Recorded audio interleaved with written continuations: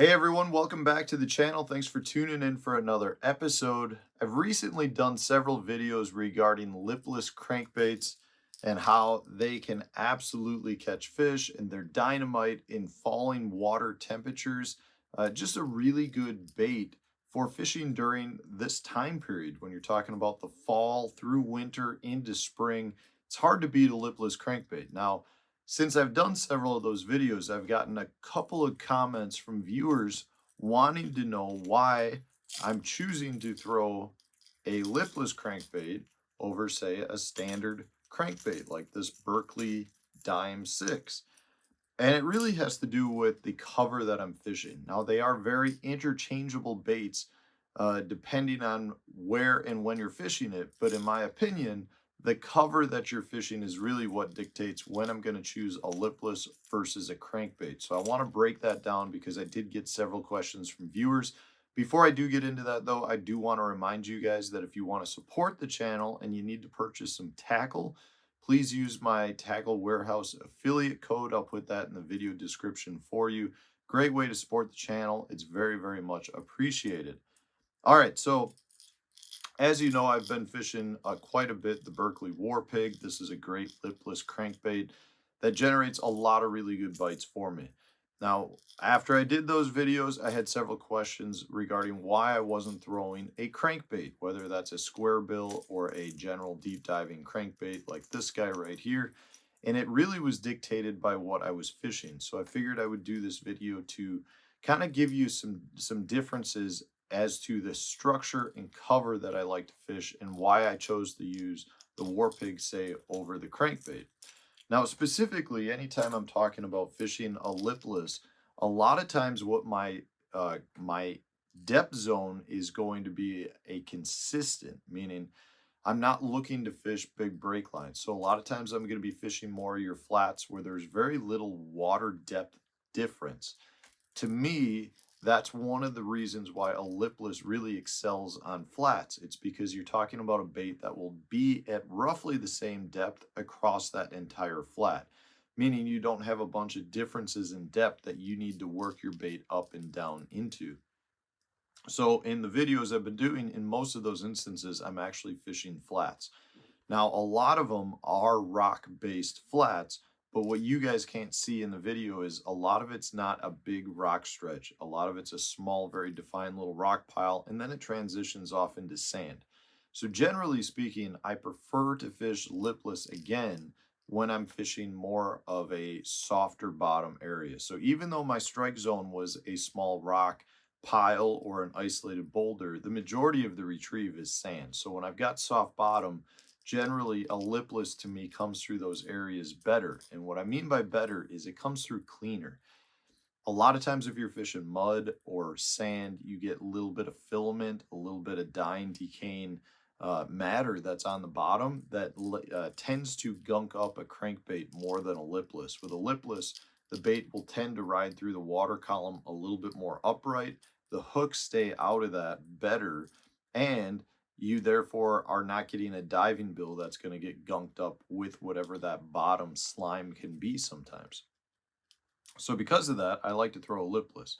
Now, the other thing to mention here is a lipless, I feel like I have much better depth control, meaning because the bait isn't diving on its own, I can really rise it up in the water column better than I can a crankbait. A crankbait, my only option is really to kill it, let it float back up, but as soon as I engage that reel again, it's going to want to dive back down to its maximum diving depth. So my depth selection in the crankbait is much more critical than, say, with a lipless, because I have much better depth control. So again, if I'm fishing those flats, to me, it really allows me to fish more thoroughly and effective and efficiently across those flats. So that's definitely another time when I like to throw a lipless. Now, obviously, the last true piece of cover that really stands out is for grass. A lipless comes through grass way better than any of your diving crankbaits will. Yes, you may have a diving crankbait that runs at that exact depth that is just ticking the tops, and that's great if you can do that, but 9 out of 10 times, I'm going to be able to rip this clean out of the grass better than I will a crankbait. So if I'm fishing around grass, Generally speaking, that's what I'm going to be doing. And in those videos, and again, you probably didn't really get to see it, but in a lot of those areas I was fishing, which was only a couple feet of water, there was a pretty defined eelgrass edge that butted up against some of the rock and some of those sand transitions that I was fishing. So if I was a little off of my cast, I could actually rip the bait free of that eelgrass and therefore continue my cast, which I would not have been able to do with the crankbait.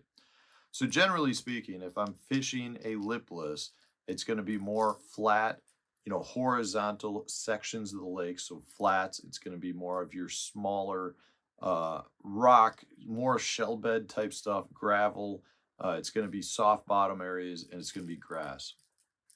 Now I'll switch over to a crankbait like the Berkeley Dime here, and that's going to be stuck in the carpet, as you can see. I just ripped it out for you. I like to throw the crankbait a lot more when I'm talking about more vertical depth. So generally speaking, if I've got, say, a 30-degree bank, a 30-degree contour line change, meaning, as that you're retrieving your bait, the depth is getting deeper. I really like to have a crankbait because in those conditions, even though I can't necessarily control the crankbait in terms of a running depth, I want my bait to continue to dive with that contour line change, because as the depth changes, the fish are probably staying at roughly that same depth as well. And if the fish are staying at that depth, I need my bait to be running at that depth. So as the contour lines are changing, my crankbait is diving with it, and therefore keeping my bait in the strike zone. It's much harder to do that with a lipless crankbait, other than letting it sink to the bottom and then slow retrieving it, or maybe yo-yoing it along the bottom, which is definitely an option, but it just doesn't seem to work as well as a crankbait when you've got that vertical drop. So that's definitely one of the key times there. Another key period is if I've got wood.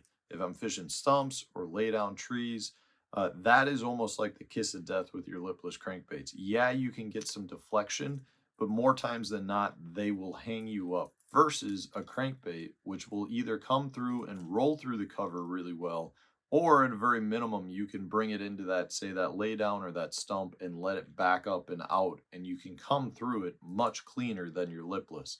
The fact that you can pause it, the bait will float up to the surface, is a huge win anytime you're fishing around wood, versus a lipless, where if you kill it, it's going to sink further into that cover. So if I'm fishing around wood, 100% I'm going to be fishing a crankbait over a lipless. And then the last really big key, again, is your rock.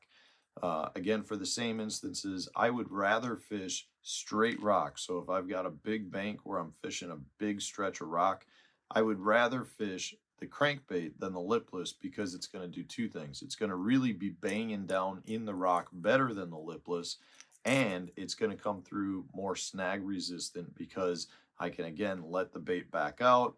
I'm going to get it, just get it to come through the cover cleaner. And I just want to be clear with that too.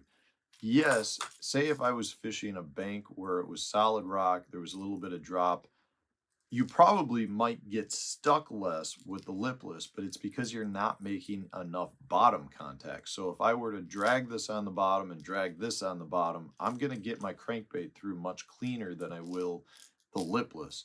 So I don't want there to be a misconception there with respect to what I'm saying. If you're fishing a lipless, it's harder to maintain that bottom contact, but you're not in the strike zone when you're doing that. So if you're getting stuck less in that situation, it's probably because you're not making the right amount of bottom contact. Whereas the crankbait's going to be down there deflecting off of every rock, every piece of cover it can come into contact with, which is what triggers your strikes. That's why a lipless crankbait in grass is so great. It's because you're ripping it out of that grass, creating an explosion, which triggers those reaction strikes from the fish. Both of these baits are dynamite baits. I throw them year round all over the place, but I definitely have times where I prefer the lipless over a crankbait, and times where the crankbait over the lipless, but they both deserve a place in your tackle box for sure. So hopefully this answers those couple of questions I got regarding the difference of them and when I like to choose one over the other. If you enjoyed today's video, hit the like button, subscribe to the channel if you haven't done so already. Stay tuned, new video coming out tomorrow.